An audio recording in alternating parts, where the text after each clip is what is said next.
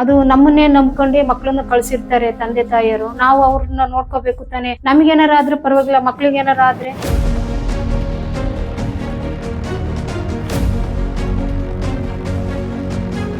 ಒಂದು ಅಂಗನವಾಡಿ ಕೇಂದ್ರವೆಂದರೆ ಅಲ್ಲಿ ಏನೆಲ್ಲ ಸೇವೆಗಳು ನಡೆಯುತ್ತವೆ. 6 ವರ್ಷಕ್ಕಿಂತ ಕಡಿಮೆ ವಯಸ್ಸಿನ ಮಕ್ಕಳ ಪೋಷಣೆ, ಆರೋಗ್ಯ ತಪಾಸಣೆ, ಚುಚ್ಚುಮದ್ದು ಮತ್ತು ಮಾಹಿತಿಯಂಥ ಸೇವೆಗಳನ್ನು ಪಡೆಯುತ್ತಾರೆ. ಇದಕ್ಕಾಗಿ ಅಲ್ಲಿಗೆ ಅಂಗನವಾಡಿ ಕಾರ್ಯಕರ್ತೆಯರು, ಸಹಾಯಕಿಯರು, ಆರೋಗ್ಯ ಸಿಬ್ಬಂದಿ ಇರುತ್ತಾರೆ. ಆದರೆ ಇಲ್ಲೊಂದು ಊರಿನಲ್ಲಿ ಅಂಗನವಾಡಿ ಕಟ್ಟಡವಿದೆ, ಆದರೆ ಅದು ಅಂಗನವಾಡಿ ಎಂದು ಗುರುತಿಸಲು ಸಾಧ್ಯವಿಲ್ಲದ ಸ್ಥಿತಿಯಲ್ಲಿದೆ. ಕಡೂರು ತಾಲೂಕಿನಿಂದ 5 ಕಿಲೋಮೀಟರ್ ಸಮೀಪವಿರುವ ಬ್ಯಾಗಡೇಹಳ್ಳಿ ಮಾರ್ಗವಾಗಿ ಬಿ ದಾಸರಹಟ್ಟಿ ಎಂಬ ಊರಿದೆ. ಈ ಊರಿನಲ್ಲಿ ವಾಸಿಸುತ್ತಿರುವ ಜನರು ಉಪ್ಪಾರ ಸಮುದಾಯಕ್ಕೆ ಸೇರಿದವರು. ಇಲ್ಲಿ 55ರಿಂದ 60 ಕುಟುಂಬದವರು ಬದುಕನ್ನು ಕಟ್ಟಿಕೊಂಡಿದ್ದಾರೆ. ಆದರೆ ಅಭಿವೃದ್ಧಿ ಮಾತ್ರ ಶೂನ್ಯ. ತಾಲೂಕಿಗೆ ಕೇಂದ್ರ ಬಿಂದುವಾಗಿರುವ ಅಂಗನವಾಡಿ ಪ್ರಾರಂಭವಾಗಿ ಸುಮಾರು ವರ್ಷ ಕಳೆದರೂ ಫಲಕ ಕಾಣದಾಗಿದೆ. ಹಾಗೆಯೇ ಇಲ್ಲಿ ಸುಮಾರು 8ರಿಂದ 10 ಮಕ್ಕಳು ಪಾಠ ಕಲಿಯಲು ಬರುತ್ತಾರೆ. ಶುದ್ಧ ಕುಡಿಯುವ ನೀರಿನ ವ್ಯವಸ್ಥೆ, ಚರಂಡಿ, ಅಂಗನವಾಡಿಯಲ್ಲಿ ವಿದ್ಯುತ್ ಬಲ್ಬ್ ಇಲ್ಲದೆ ಕತ್ತಲ ಕೋಣೆಯಲ್ಲೇ ಕಲಿಕೆ ಕಲಿಯುತ್ತಿರುವ ಪುಟಾಣಿ ಮಕ್ಕಳು, ಅಂಗನವಾಡಿ ಸುತ್ತಲೂ ಹಾವುಗಳ ಹಾವಳಿ ಹಾಗೂ ಇನ್ನೂ ಮೂಲಸೌಕರ್ಯ ವ್ಯವಸ್ಥೆಯಿಂದ ವಂಚಿತರಾಗಿದ್ದಾರೆ.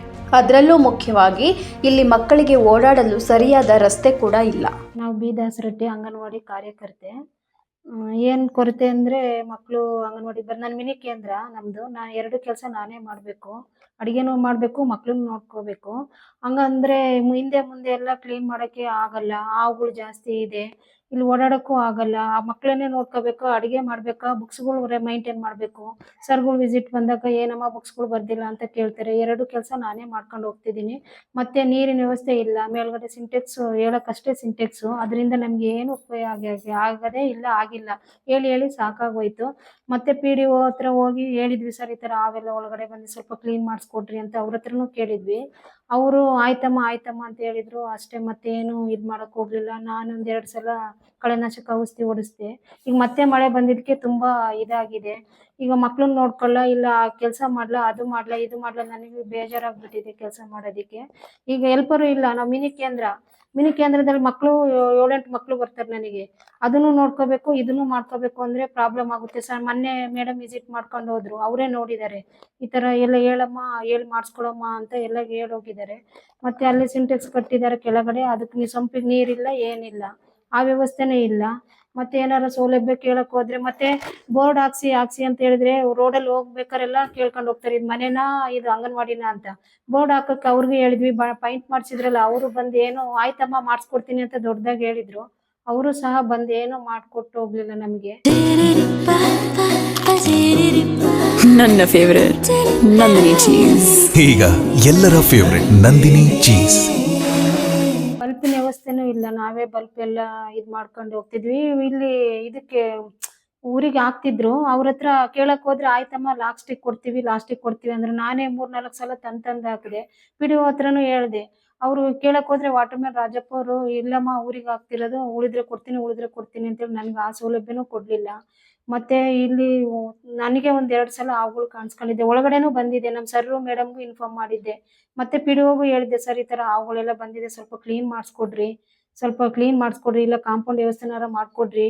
ನನಗೆ ಮಕ್ಕಳನ್ನ ನೋಡ್ಕೊಳ್ಳೋದ, ಅದು ಮಾಡೋದ, ಇದು ಮಾಡೋದ ಅಂತ ತುಂಬ ಪ್ರಾಬ್ಲಮ್ ಆಗಿಬಿಟ್ಟಿದೆ.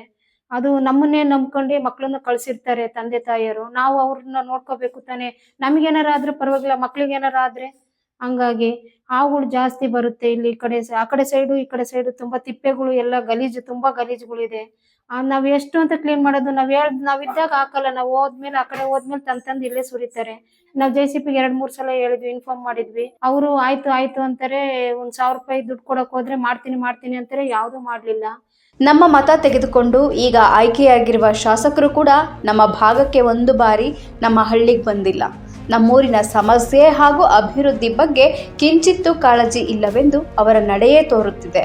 ಇನ್ನಾದರೂ ನಮ್ಮೂರಿಗೆ ಡಾಂಬರು ರಸ್ತೆ ಹಾಗೂ ಅಂಗನವಾಡಿಗೆ ಸಿಗಬೇಕಾದ ಮೂಲಸೌಕರ್ಯಗಳನ್ನು ದೊರಕಿಸಿಕೊಡಬೇಕೆಂಬುದು ನಮ್ಮ ಗ್ರಾಮಸ್ಥರೆಲ್ಲರ ಆಗ್ರಹವಾಗಿದೆ. ಸಂಬಂಧಪಟ್ಟ ಅಧಿಕಾರಿಗಳು ಹಾಗೂ ಈ ಕ್ಷೇತ್ರದ ಶಾಸಕರು ಬಿ ದಾಸರಹಟ್ಟಿ ಗ್ರಾಮದ ಸಮಸ್ಯೆಯನ್ನು ಆದಷ್ಟು ಬೇಗ ಅರಿತು ಬಗೆಹರಿಸಲಿ ಎಂದು ಆಶಿಸೋಣ.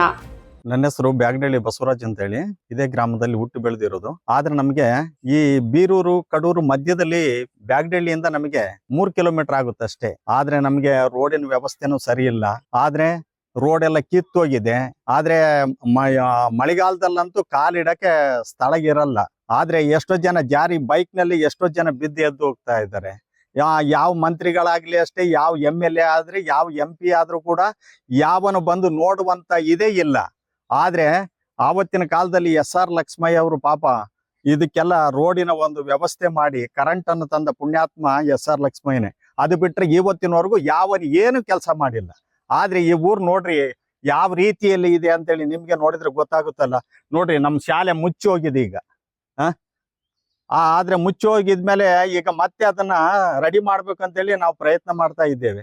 ಯಾವ ಅಧಿಕಾರಿನೂ ಬರಲ್ಲ, ಏನಾಗಿದೆ ಅಂತೇಳಿ ನೋಡಲ್ಲ.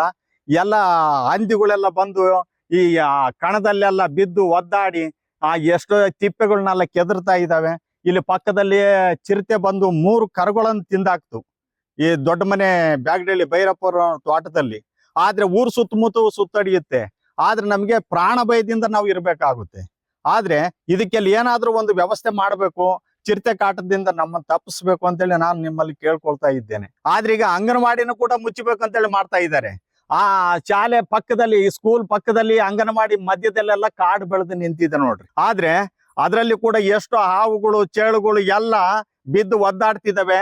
ಅದ್ರ ಪಕ್ಕ ಸುತ್ತಮುತ್ತ ತಿಪ್ಪೆಗುಂಡಿ ಆಗಿದೆ. ಇದನ್ನ ಯಾವನಾದ್ರೂ ಸ್ಕೂಲು ನಮ್ಮ ಅಂಗನವಾಡಿ ಅಂತೇಳಿ ಯಾರಾದ್ರೂ ಹೇಳೋ ಮಟ್ಟಕ್ಕಿದೆಯಾ?